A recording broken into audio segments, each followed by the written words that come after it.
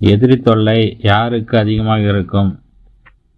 ஜோதிடம் என்பது நம் வாழ்க்கைக்கு வழிகாட்டும் சாஸ்திரம் மட்டுமல்ல. ஜோதிடம் அறிந்தால் நடைமுறை வாழ்க்கையிலும் சில சிக்கல்களை சீர்படுத்தலாம்.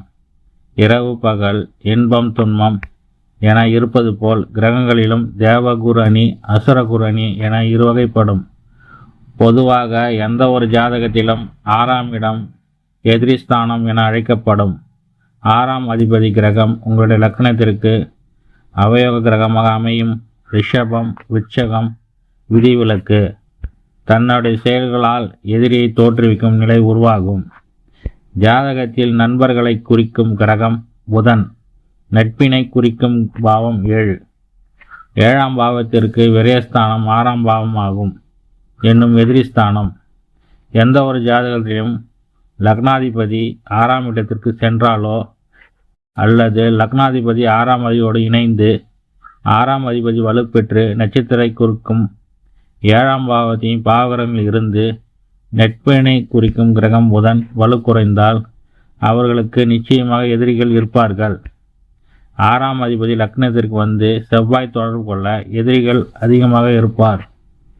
ஜோதிடப்படி இணையவோ கூடாத கிரகங்கள்: சூரியன் சனி, சந்திரன் சனி, செவ்வாய் சனி,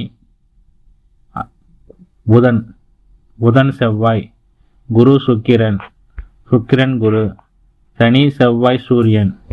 உங்களுடைய லக்னாதிபதி கிரகம் மேல் சொன்ன பகை கிரகத்தோடு இணையும் பட்சத்தில் ஏதாவது ஒரு விதத்தில் மன உளைச்சல் நிச்சயமாக இருந்து கொண்டே இருக்கும். நிம்மதியில்லா நிலை நீடிக்கும். 6 தசையோ அல்லது எதி கிரகத்தின் தசையோ நடந்தால் வச்சு செய்யும். நண்பர்கள் எதிரியாக கூட அமைப்பு.